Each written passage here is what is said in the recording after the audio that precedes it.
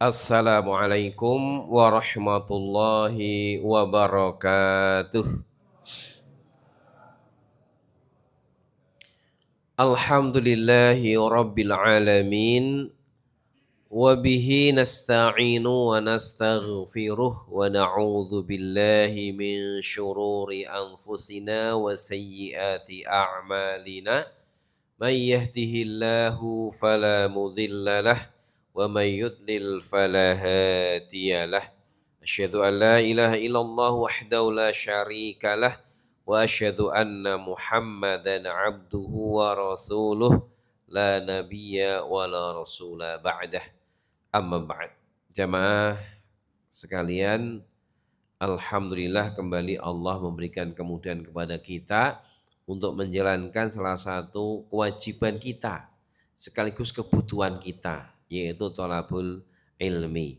Semoga ini sebagai tanda Allah mengendaki kebaikan kepada kita sebagaimana sabda Nabi, may yuridillahu bi khairan yufaqihu fiddin. Siapa yang Allah kehendaki baik, maka Allah pahamkan dia tentang agama.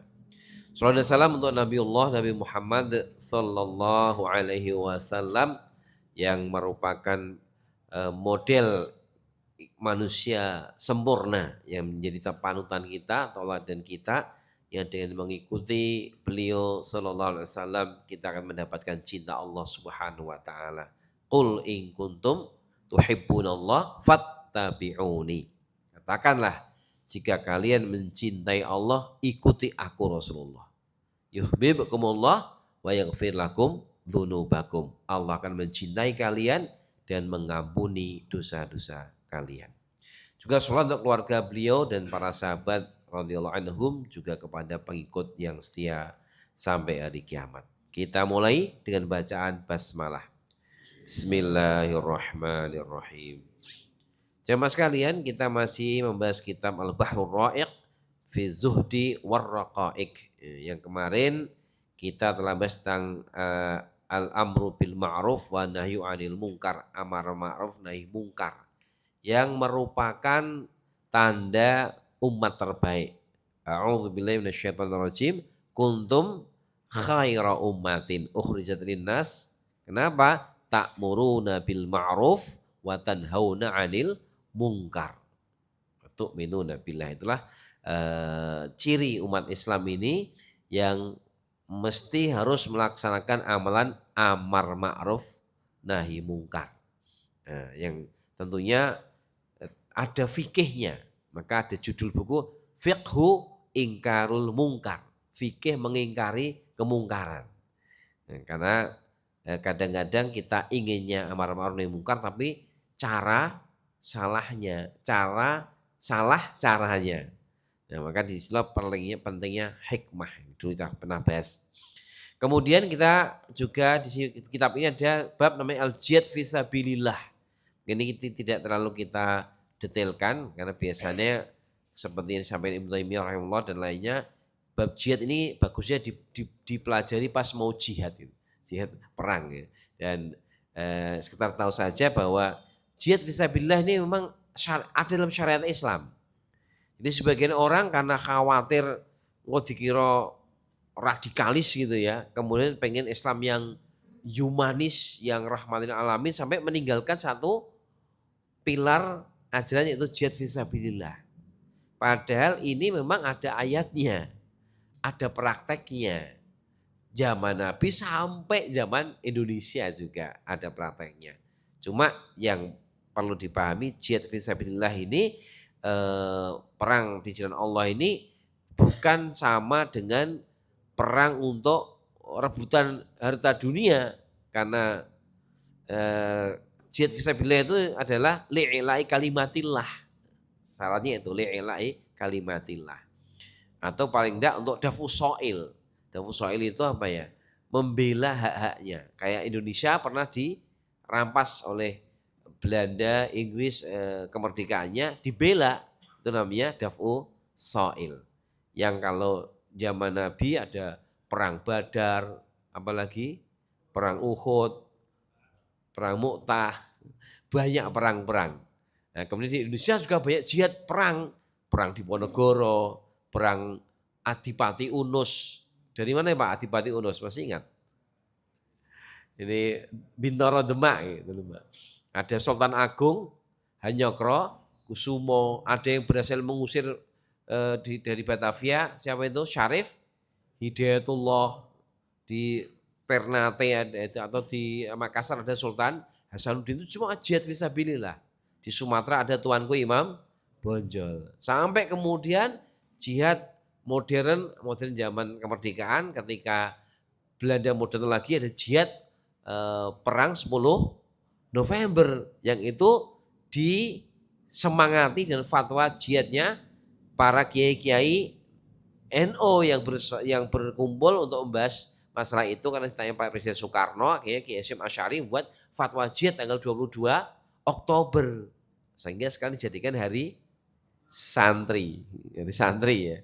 Itu mengingat bahwa ulama-ulama dulu dan para santri telah memberikan peran besar dalam menjaga negara Republik Indonesia ini. Itu jihad fisabilillah juga itu. Nah, itulah jihad yang secara ini adalah perang yang perangnya bukan untuk menganeksasi, bukan perang untuk mencari merampas kekayaan orang. Itu kan perang-perang duniawi yang dilakukan orang-orang zalim. Justru jihad fisabilillah ini adalah perang yang dilakukan untuk membela hak manusia, membela keadilan, menghilangkan kezaliman. Begitu jihad Islam itu seperti itu. Seperti misalnya hari ini orang-orang Palestina berjihad, orang-orang Gaza utamanya berjihad fisabilillah. Kenapa berjihad? Karena haknya dirampas gitu. Mereka tidak mendolimi orang gitu. Tapi kalau orang-orang kafir yang tidak tahu etika ya kayak Netanyahu itu ya, itu sudah tidak punya hati, tidak punya perasaan, dia hanya nyerang, bunuh begitu. Makanya dalam Islam ini jihad bukan untuk mencari dunia tapi untuk menegakkan agama Allah dan harus ikhlas. Maka sahabat Ali ketika jihad kemudian sudah mau mukul tinggal membunuh musuh yang sudah jatuh, tiba-tiba musuh yang jatuh itu meludahi mukanya Imam Ali radhiyallahu anhu. Enggak jadi dipedang. Orang-orang heran, kenapa enggak dipedang itu musuhnya? Saya takut. Tadi saya mau bunuh itu karena Allah atau karena saya marah karena saya diludahi. Sampai seperti itu. Ya, itu jihad yang memang menjadi puncak Islam. Kan ada hadis Rasul Amri al-Islam. Hadisnya sahih ini. Rasul Amri al-Islam. Pokok urusan itu adalah Islam. Artinya apa? Mestinya kita hidup ini yang paling penting ya urusan agama kita. Sekarang banyak yang kewalik. Yang paling penting urusan apa kebanyakan orang hari ini? Dunianya, duitnya itu. Agamanya ya kobre aneh gitu. Bukan jadi pokok. Padahal dalam Islam Nabi menyampaikan Rasul Amri al-Islam. Pokok urusan itu Islam. Artinya kita harus menjadikan Quran Sunnah sebagai rujukan hidup kita. Sebagai way of life kita. Itulah bahasa anak-anak muda sekarang. Jalan hidup kita. Kemudian wa amudu as-shalah. Amud itu tiangnya itu sholat. Jadi sholat itu tiang penyangga ajaran Islam. Kalau orang nggak mau sholat ya sudah masalah. Kesama Allah juga mau ketemu, ya kan luar biasa dableknya itu. Yang mencipta, yang memberikan segala macam rezeki, dijak ketemu yang kebutuhan untuk dia aja malah nggak mau. Ini kan sombong sekali sama Allah itu ya. Padahal sholat ini kebutuhan untuk kita. Kita aja setiap duduk antara sujud itu kan minta untuk kita. Robbi firli, ya Allah ampuni aku. Warhamni, sayangi aku. Wajuburni, cukupi aku. Warfa'ni, angkat derajatku. Wahdini wa'afini warzuqni. Berilah aku petunjuk, berilah aku afiah, keselamatan. Dan berilah aku rezeki. Ini kan kepentingan kita. Nah, ada yang nggak mau ya itu berarti memang luar biasa dapatnya itu. Ya. Kemudian wazir watu sanamihi al jihadu fisabilillah. Puncaknya itu jihad fisabilillah. Karena jihad fisabilillah ini sudah mengorbankan harta, waktu, nyawa untuk Allah Subhanahu wa ta'ala. Ini kalau betul-betul berjihad dengan tulus itu sebagai sebuah pengorbanan yang luar biasa untuk agama Allah Subhanahu wa taala. Makanya dalam hadis banyak sekali disebutkan keutamaan para mujahid fisabilillah. Disebutkan, ya Rasulullah ayun nasi afdol. Ya Rasulullah, orang yang paling utama itu siapa? Mukminun yujahidu fisabilillah binafsi wa malihi. Seorang beriman yang berjihad dengan di jalan Allah dengan jiwa dan hartanya. Hari ini yang kita lihat ya yang terjadi di Palestina itu. Jamaah sekalian, meskipun jihad ini puncak Islam, tapi jihad itu tidak semaunya sendiri ya. Sendirian, ada orang kafir bunuh, itu bukan jihad, itu namanya mengganggu karena ada aturan mainnya. Maka jihad fisabilillah itu dalam akidah Ahlussunnah wal Jamaah itu harus bersama komunitas muslim atau imam muslim, baik itu fajir atau mukmin, tapi terkoordinir gitu. Nah, untuk di negeri kita ini, karena kita negerinya alhamdulillah diberi Allah negeri aman hari ini, maka jihadnya ya jihad berbentuk i'dad. Karena ada wa'idu lahum mastata'tum min quwwah. Hendaklah kalian melakukan persiapan dari kekuatan. Nah, termasuk menurut Ibnu Qayyim rahimahullah ada maratib jihad, jihadul hawa. Maka kita berperang melawan hawa nafsu. Dan Nabi bersabda, al-mujahidu man jahada nafsahu fi ta'atillah. Mujahid itu orang yang melawan hawa nafsunya agar tunduk, menaklukkan hawa nafsunya agar tunduk di jalan Allah. Itu juga mujahid versi jihad melawan hawa nafsu. Dan ini juga tidak ringan, apalagi di zaman sekarang, di mana hawa nafsu atau syahwat ini begitu terumbar kemana-mana. Kalau kita berjihad ini, wah luar biasa itu. Dan nanti ada jihadus syaiton, jihad melawan setan. Bagaimana kita agar tidak dikuasai setan dengan melazimi zikrullah, melazimi tilawatil Quran dan sebagainya. Ini jihad melawan syaitan. Baru nanti jihadu al-munafiqin, jihad melawan orang-orang munafik. Ini juga jihad melawan pemikiran-pemikiran yang rusak. Ya, ini juga daurnya, perannya para ahli ilmu. Bagaimana orang-orang Syiah mempengaruhi, merusak pemikiran, lawannya bagaimana. Nanti ada orang-orang Mu'tazilah, ada orang-orang Khawarij, ada orang-orang apalagi sekuler, orang-orang liberal, orang sepilis. Nah ini harus ada yang berjihad dengan lesannya, dengan ilmunya. Ini juga jihad fisabilillah, jihad dengan ilmu. Maka para ulama itu menyampaikan bahwa para ahli ilmu itu, tinta ulama itu ditimbang sebagai darah para syuhada. Itu di antara jihad-jihad yang juga bisa dilakukan. Bahkan kalau Syekh Yusuf Qaradawi bahkan meluaskan jihad, ada jihad tarbawi, berjihad dalam mendidik generasi. Karena memang tarbiyah ini sangat penting teman-teman sekalian. Dari kita sebagai orang tua, kemudian para ustadz, para guru ini kalau dia itu mujahid, tipenya mujahid ini akan serius didik anak. Nah, kalau tipenya bukan mujahid, itu seriusnya sesuai dengan gajinya, gitu ya. Dan gaji banyak, itu pun nggak mesti serius. Yang penting sudah saya lakukan kewajibanku. Tapi kalau mujahid ruhnya punya ruh jihad, ruh perjuangan, dia akan serius bagaimana agar anakku ini, agar adikku ini bisa jadi orang soleh yang berilmu, nanti membangun peradaban Islam. Nah itu namanya mujahid tarbiyah. Nanti ada yang mungkin mujahid ekonomi kalau diluaskan ya. Gimana? Karena Nabi bersabda as-sa'i alal armalati wal miskin kal mujahid fisabilillah, kata Nabi.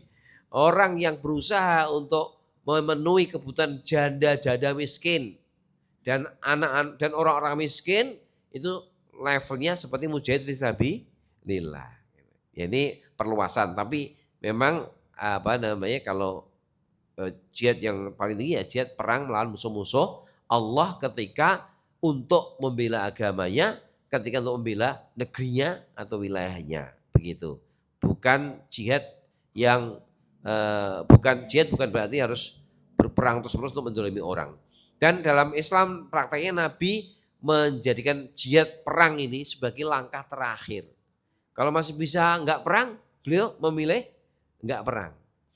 Nah, contohnya ketika beliau menaklukkan Mekah, itu beliau bawa pasukan banyak sekali. Sehingga beliau punya kekuatan. Tapi ketika orang-orang Mekah merasa enggak kuat, beliau tidak kemudian ngejak perang, budui enggak. Padahal dulu kan orang-orang Mekah mendolimi beliau.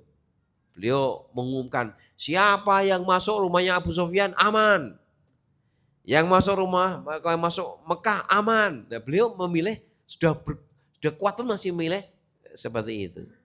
Beliau juga sebelumnya mencoba negosiasi dengan perjanjian Hudaybiyah. Jadi langkah jihad perang itu adalah langkah akhir kalau sudah nggak ada nego-nego sudah mentok. Nah, kayak ya saya lihat kayak di Israel itu sudah pas itu kalau jihad. Kenapa? Israel nggak punya itikat untuk baik. Maunya mencaplok, nantang Iran, nantang Saudi, nantang Mesir, nantang Turki. Pokoknya dia itu ingin menghancurkan negara Islam. Karena memang dalam doktrin protokolatnya Yahudi itu menganggap semua bangsa itu termasuk bangsa Muslim ini lebih rendah dibanding hewan seperti apa itu. Bahasanya sangat jelek sekali. Itu kedoktrin mereka. Itu tentang jihad fisabilillah secara global ya yang insya Allah ini negeri kita juga insya Allah bertabur para syuhada yang dulu membela bangsa kita. Maka hari ini kita diberi Allah karunia merdeka, bebas beribadah, bebas beramal soleh. Ini harus kita syukuri dan kita serius untuk mengisi negeri kita yang hasil perjuangan mbah-mbah kita ini dengan serius, dengan mengisi dengan taat kepada Allah Subhanahu wa ta'ala. Hari ini perlu sekali umat Islam termasuk bangsa Indonesia ini memahami kerangka berpikir para ulama-ulama, para pendiri bangsa. Di sekolah-sekolah di SD itu anak-anak SD kon ngapal Pancasila. Ya enggak? Tetapi hanya ngapal. Prakteknya itu belum maksimal. Lalu prakteknya kan satu, ketuhanan yang Maha Esa. Maksudnya apa? Ya wong Indonesia kudu taat karo Tuhannya, karo Allah. Tapi kan prakteknya itu enggak dikembangkan ke situ gitu loh. Hanya ngapal ketuhanan yang Maha Esa. Tapi sholat apa ora diperhatikan gitu kan. Syirik apa tauhid tidak diperhatikan.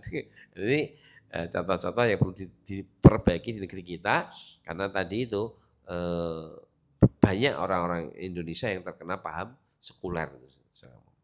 Baik teman sekalian itu kita sekarang masuk ke tema baru yaitu az-zuhdu. Az-zuhdu.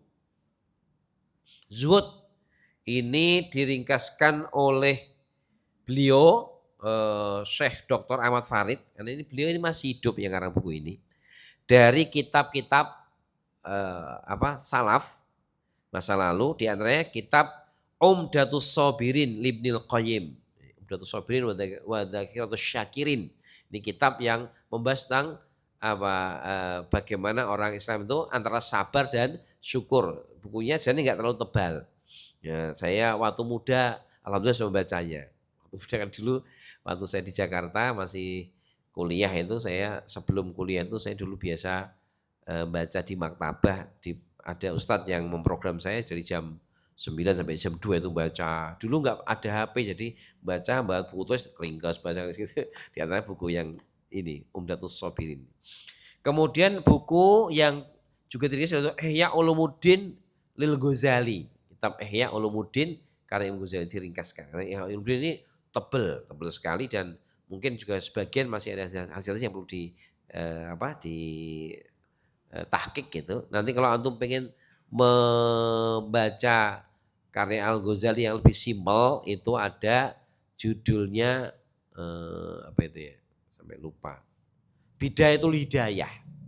Itu agak simpel tentang kitab itu atau Minhajul Mukhtasar Minhajul Qasidin. Itu di antara kitab-kitab yang sudah terjemahkan juga. Mukhtasar Minhajul Qasidin itu semacam ringkesannya Ihya Ulumuddin yang sudah mukhtasar itu sudah kayaknya hadisnya sudah terpilih yang hasan dan sahih. Nah, kalau jenengan pengen mendalami kitab Ihya Ulumuddin versi mukhtasarnya. Nek versi tebelnya ya lumayan tuh berapa jilid, 6 jilid atau berapa itu. Ya, 7 ya. Kemudian ada juga kitab Jami'ul Ulum wal Hikam. Ini kitab syarah hadis Arba'in An-Nawawi yang ditulis oleh kalau salah pengarangnya Ibnu Rajab ya, Ibnu Rajab Al-Hambali. Dan juga kitab Riyadhus Shalihin Imam Nawawi. Jadi bab zuhud yang ditulis oleh beliau Dr. Al-Farid ini ringkasan dari 4 kitab itu, Umdatus Shabirin, Ihya Ulumuddin, Jami'ul Ulum wal Hikam dan Riyadhus Shalihin. Baik, kita baca tentang bab zuhud. Ini lumayan panjang ini, kayaknya ini berseri ini. Seri. Az-zuhdu wa insirafu raghbati 'ani syai' ila ma wa khairun minhu. Ini secara makna bahasa. Zuhud itu berpaling dari sesuatu yang dari sesuatu karena ada sesuatu lebih baik lagi. Itu namanya zuhud. Zuhud itu menganggap remeh sesuatu karena dia melihat ada sesuatu yang lebih baik. Misalnya ya, jenengan dibawai es krim. Es krim ini enak betul? Enak. Tapi ternyata dikon milih satunya ada permata berlian. Kira-kira ninggal ke es krim apa milih berlian apa tetap makan es krim tanpa enggak dapat berlian. Kan mestinya orang yang normal akan meremehkan es krim karena ada berlian yang lebih mahal lagi. Begitulah zuhud seperti itu. Itu namanya zuhud secara bahasa. Nah, secara istilah zuhud itu maksudnya gitu, meninggalkan, meremehkan dunia karena tahu ada akhirat yang lebih mulia. Nah, itu namanya zuhud. Orang zuhud itu orang yang meremehkan dunia. Meremehkan itu artinya dunia itu bagi mereka bukan hal yang sangat besar gitu. Yang besar bagi mereka adalah akhirat. Sehingga dunia dijadikan sarana untuk meraih akhirat. Itu orang zuhud.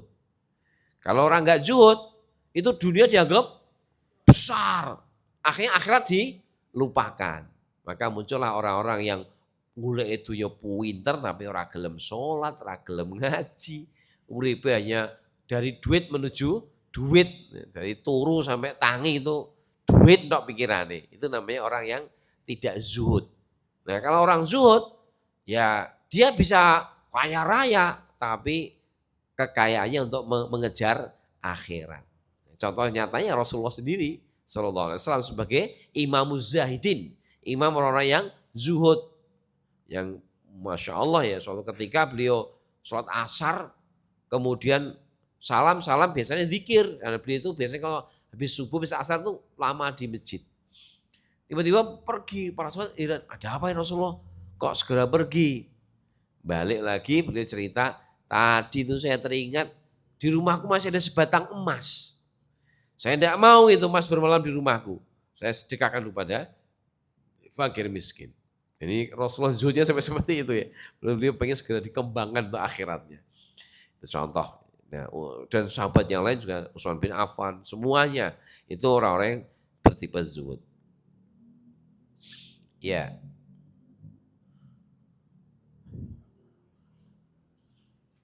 Jadi intinya orang-orang yang zuhud itu orang yang lebih mementingkan akhirat dibanding urusan dunia. Nah, gitu. Tetapi bukan berarti meninggalkan dunia. Orang zuhud itu tidak mesti istrinya satu. Bisa dua kalau kuat. Contohnya siapa? Nabi Sulaiman itu orang zuhud. Istrinya berapa? 100. Nabi Muhammad SAW pimpinnya orang zuhud. Istrinya berapa? 11. Jadi bukan berarti gak cinta dunia. Nabi senang wanita, tapi beliau zuhud. Kenapa? Beliau tidak mementingkan istrinya dibanding akhirat. Buktinya apa? Ketika istrinya menuntut minta tambahan nafkah, beliau tidak pengen, beliau kemudian menawarkan tak tambah tapi kamu tak cerai. Atau kamu seperti ini bersama-sama di surga. Akhirnya pada pilih bersama Rasulullah. Zuhud bukan berarti tidak punya duit. Bukan, tapi dia duitnya itu untuk kepentingan akhiratnya. Kayak Utsman bin Affan radhiyallahu anhu itu yang ketika Jaisul Usroh, perang apa itu? Tabuk kalau saya atau Mu'tah, saya agak lupa. Perang yang panas kesulitan itu. Kalau enggak Mu'tah ya Tabuk, Mu'tah kayaknya. Yang antara dua itu Pak ya, itu musim paceklik.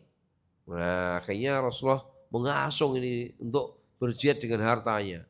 Utsman bin Affan radhiyallahu anhu itu ngasih uang 1.000 dinar. 1.000 dinar itu berapa Pak?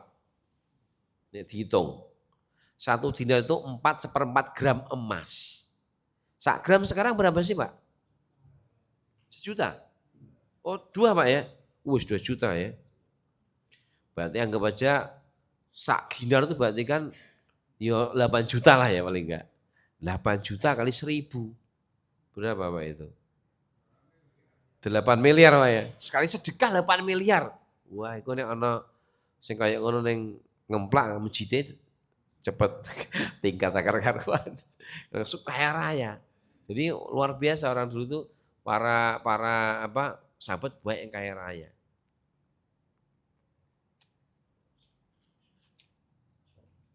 Makanya kalau kita bicara zuhud jangan kemudian yang punya peluang kemudian malas golek dunia, tapi justru menguasai dunia untuk kepentingan akhirat.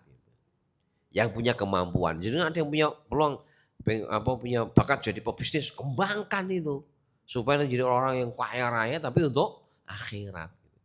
Nah, saya tertarik seperti yang dilakukan oleh pemilik JNE itu, JNE meskipun sekarang kayaknya tersaingi oleh JNT, tapi pemilik JNE itu kan Cina Muslim.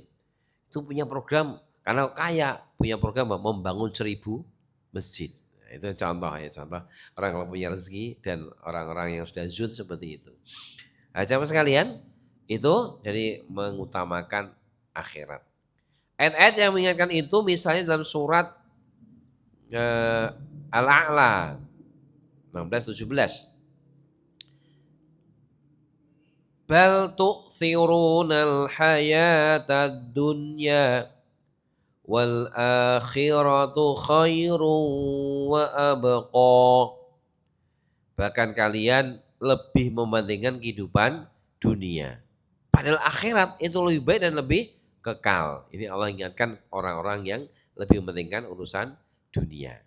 Makanya untuk mencapai hal ini mestinya kita dalam mendidik anak-anak kita ini harus mengikuti arah tarbiyah yang islami. Ya. Kalau kita sekolahkan anak kita di tarbiyah yang sekuler, justru itu malah mencarinya medannya dan dunia. Karena pendidikan sekuler itu pendidikan yang hanya mengenal urusan-urusan yang nampak oleh mata. Lalu bagaimana mikir kemajuan, macamnya, tapi tidak ke arah Allahnya enggak kuat itu. Nah, makanya ini ya kita sebagai orang muslim harus membentuk generasi yang zuhud ini karena generasi zuhud ini generasi yang nanti bisa berjuang. Kalau nggak punya karakter zuhud ini tidak bisa berjuang, bisa jadi pecundang. Karena dia yang dipikir apa? Ngumpul ke dunia tadi. Kayak Korun itu contoh generasi tidak zuhud itu ya. Nah, mengapa di negeri kita ini banyak koruptor? Enggak zuhud. Ya, kalau zuhud enggak seperti itu. Ya. Kalau zuhud tidak akan seperti itu karena dia tidak akan berani menghilangkan amanah-amanahnya. Nah, ini terbukti bahwa pendidikan negeri kita ini masih perlu ditingkatkan di bidang-bidang keagamaannya dan zuhud dan sebagainya. Ya, selain pendidikan ilmu juga pendidikan dalam bentuk praktek-prakteknya. Demikianlah Allah berfirman, wa farihu bil hayatid dunya wa mal hayatud dunya fil akhirati illa mata'. Surat Ar-Ra'd ayat 26. Mereka berbahagia, bergembira dengan kehidupan dunia, padahal tiadalah kehidupan dunia kecuali dibanding akhirat, kecuali kenikmatannya sangat sedikit. Ya, kita senang melihat indahnya Tawangmangu misalnya. Ya, ada sungai mengalir jernih. Itu nikmat yang sedikit dibanding nikmat di akhirat. Di akhirat bukan hanya sungai air yang jernih, minta sungai apa aja ada. Ada sungai madu, kayak apa ya? Madu di sungai. Sungai susu, sungai jernih, sungai khomer bahkan ada. Khomer tapi yang tidak memabukkan. Ladzatul syaribin. Itu lengkap. Kalau kita mungkin zaman masih muda berkemah ke Sekipan, ya, ngerti Sekipan, Pak? Ya, oh, Tawangmangu, Sekipan itu sudah indah. Nanti kalau di akhirat di surga Allah siapkan tempat-tempat untuk berkemah itu kemahnya bukan dari kain tapi dari apa? Mutiara yang berongga yang panjangnya situna ziroan. Situna milan 60 mil. Jadi saking gedenya itu apa tenda-tenda dari mutiara itu panjangnya sampai 60 mil. Itu di surga seperti itu. Jadi mutiara. Kalau di dunia kita mungkin begitu terpesona dan rumah-rumah yang mewah, tapi apa artinya dibanding di akhirat yang rumahnya terbuat dari batu bata emas dan perak. Kalau di dunia mungkin kita lihat di perempuan-perempuan yang cantik jelita yang kita sampai kagum, tapi apa artinya perempuan itu dibanding beda dari surga. Nah itu maksudnya gitu. Jadi tidak akhirat ini dibanding surga yang Allah siapkan untuk orang-orang bertakwa ini sangat dibanding dunia sangat kecil gitu. Kecil sekali dunia ini. Maka ini karena kita juga tugasnya Allah menjadi khalifah di bumi, maka dunia ini harus kita kuasai untuk meraih kemuliaan akhirat. Harusnya gitu. Bukan ditinggalkan. Nah, kalau yang orang-orang yang salah persepsi mungkin dibahasakan orang-orang sufi yang keliru ya. Ada sufi yang tidak keliru. Sufi yang itu dia meninggalkan dunia. Dia hanya mikir akhirat, zikir, kemudian dia lupakan urusan dunia. Ini pernah terjadi zaman dulu dan ini memang disetting oleh penjajah. Maka mereka ngirim seorang Islamolog yang sangat handal yang pura-pura Islam padahal dia orang kafir, namanya siapa? Senok Nugrohonya. Itu ajarannya ya begitu, ayo ning masjid, kita zikir, kita sholat, kita ingat akhirat, jangan dekat-dekat dengan urusan politik, dengan ekonomi, tinggalkan itu semua kotor, itu kotoran-kotoran duniawi. Jadi diajak apa menjadi orang-orang yang mikir akhirat tapi meninggalkan, melupakan dunia. Kalau umat Islam tidak begitu, umat Islam yang benar ajarannya itu dijak menuju akhirat tapi dunia dijadikan sarana untuk menuju akhirat. Karena nolong orang miskin ya butuh duit, itu juga akhirat. Pergi haji, kemudian menegakkan orang-orang yang mungkar tadi, itu semua butuh kekuasaan. Jadi Islam harusnya hidup dalam kehidupan tetapi nawaitunya lillah fillah untuk amal soleh sehingga dapat pahala di akhirat nanti. Begitu jamaah sekalian. Baik.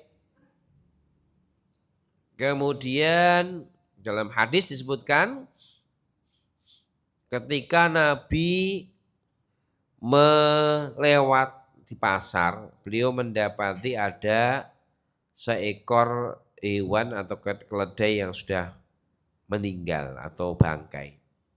Nabi bertanya pada sahabat, ayyukum yuhibbu ayyakuna hadza law bidirhamin? Siapa di antara kalian yang mau membeli bangkai keledai ini 1 dirham saja? Qalu, sahabat berkata, ma nahnu anu laisa lana bi syai'in wa ma nasna'u bihi. Kami enggak suka Rasulullah, bahkan gratis pun enggak mau kami. Dan untuk apa? Wong bangkai. Kemudian beliau berkata, maukah atau hibbuna anu lakum? Maukah ini dihadiahkan untuk kalian? Para sahabat juga mengatakan, demi Allah sekiranya dia hidup itu keledai yang ada cacatnya. Bagaimana kalau sudah mati? Dikasih pun enggak mau. Hidup aja malas menerima. Faqal wallahi la dunya ahwanu 'ala Allah min hadza 'alaikum. Demi Allah, dunia itu lebih rendah di hadapan Allah melebihi kalian memandang rendah bangkai ini. Kadang-kadang jenengan dan saya kan tanya, Gusti Allah ki piye to? Kadang ada orang yang begitu ya. Aku wis sholat sampai badokku kapalen, kok kerjaku duitku ora akeh-akeh. Iko sing ora pernah sholat malah jadi wong sugih. Kadang-kadang kan muncul ada orang yang muncul seperti itu. Karena memang Allah ini memandang rendah dunia. Sehingga dunia itu bukan tanda kecintaan, kemuliaan seseorang. Ini yang harus disadari. Dan Allah menguji hambanya sesuai yang Allah kehendaki. Maka Nabi bersabda, Innallaha yu'tid dunya liman ahabba wa liman lam yuhibba. Sesungguhnya Allah memberikan dunia ini kepada yang Allah cintai dan yang tidak Allah cintai. Dunia yang ada ini Allah bagikan kepada siapa yang Allah kehendaki, baik Allah cintai atau tidak Allah cintai. Kafir atau mukmin itu Allah kasih sesuai dengan takdir atau kudrah iroda Allah Ta'ala. Maka ada sekarang bahkan penguasa ekonomi dunia Indonesia ini kebanyakan orang tidak Islam. Ya, meskipun sekarang alhamdulillah ya muncul para konglomerat Islam juga yang bersaing. Tapi walakinallaha yu'ti dina liman ahabba. Tapi Allah kasihkan agama ini, din ini kepada yang Allah cintai. Jadi kita kalau berpikir harus seperti itu. Kalau kita alhamdulillah saya kok seneng ngamal soleh, diberi Allah kemudian seneng ngaji, seneng jamaah. Ini berarti nikmat Allah yang besar kepada kita gitu. Meskipun mungkin ekonominya tidak terlalu besar. Ya kalau bisa besar alhamdulillah, kalau enggak bersabar. Yang penting sudah ada usaha-usaha gitu. Karena itu masalah ekonomi ya memang ada usaha-usaha. Tetapi usaha bukan sebagai satu-satunya kepastian karena usaha itu yang menentukan Allah. Maka kita sebagai orang beriman punya usaha dua, usaha syariah dan usaha non syar'i atau usaha yang kauni. Syariahnya apa? Kalau pengen rezeki lancar ya sambil taat pada Allah. Karena Allah sudah berikan pemberitahuan kalau kamu iman, kamu takwa, berkahnya Allah buka dari langit dan bumi. Berarti ya apa kita harus iman, takwa ini Allah kasih rezeki. Kita punya istighfar, nanti Allah kasih rezeki. Kita suka sodakoh, nanti Allah ganti kita rezeki juga. Hal itu juga harus kita lakukan. Baru juga usaha-usaha non kauniyah ya seperti bekerja dan sebagainya. Jamaah sekalian itu sehingga kita jangan sampai tertipu ya ketika melihat manusia mungkin dapat kedudukan yang tinggi, dapat ini kemudian kita merasa enak ya iko. Belum tentu karena kemuliaan dari Allah itu ketika seseorang diberi Allah taufik untuk memahami agama dan mengamalkan agama menjadi orang yang beriman dan beramal soleh. Maka kita harus bersyukur kalau kita menjadi orang-orang yang dimudahkan Allah seperti itu. Nah terus gimana Tat kalau ada orang kaya kita iri boleh gak? Boleh. Tapi iri bukan kekayaannya, bukan mobilnya. Wah enak ya dia mobil Alphard, bukan itu. Tapi ketika orang kaya itu beramal soleh kita iri, wah aku ya Allah enak men orang sugih itu iso sedekah poso wong 100 iku pirang berapa pahala yang dia dapat aku ra iso. Nah, iri seperti itu boleh. Iri yang kepengen seperti itu malah pahalanya bisa sama karena ada hadis yang menyebutkan manusia itu menjadi 4. Yang pertama orangnya punya ilmu kemudian diajarkan atau punya harta dan disedekahkan. Orang kedua ini nggak punya apa-apa, nggak punya ilmu, tapi pengen. Duit itu kayak orang yang pintar itu atau miskin tapi pengen. Ya Allah, aku nek sugih sak kampung tak kei duit kabeh. Dia pengen tapi tidak ada apa-apa, nggak gawe duit secara cukup gitu kan. Tapi niatnya itu menjadikan dia makomnya sama dengan orang pertama. Nah yang ketiga ini orang sugih tapi ahli maksiat, duitnya untuk nggak taat. Nah orang keempat yang paling buruk, dia miskin tapi pengen sugih kayak orang ketiga dan pengen maksiat kayak orang itu. Ini dosane podo.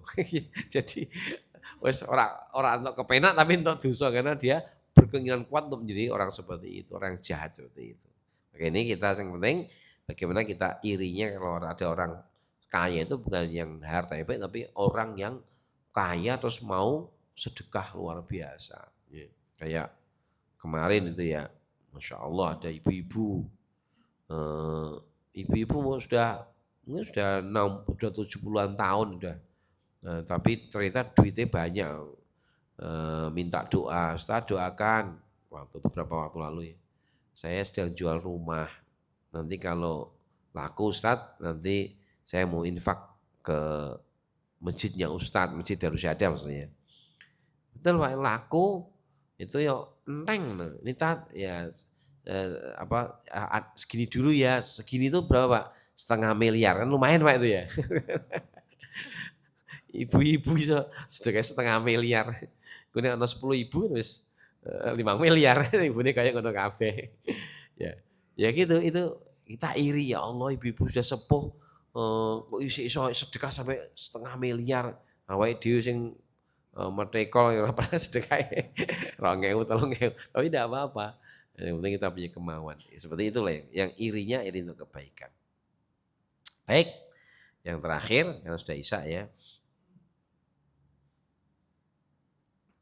Nabi bersabda untuk menghasung zuhud, mad dunya fil akhirati illa mithlu ma yaj'al hadukum isma'u fil yammi falyanzur bima yarji'. Hadis riwayat Muslim. Tidaklah dunia ini dibanding akhirat kecuali seperti salah seorang kalian memasukkan jarinya ke laut, isba'ahu itu ya jari ini. Laut falyanzur bima yarji', berapa yang nempel di laut, di jari itulah nikmat dunia permisalannya, laut yang luas itu permisalan nikmat akhirat. Jadi tidak ada apa-apanya. Maka ini kita harusnya menjadi orang tuh tiru falsafahnya Umar bin Khattab radhiyallahu anhu. Saya ini kondisi apapun saya tidak peduli.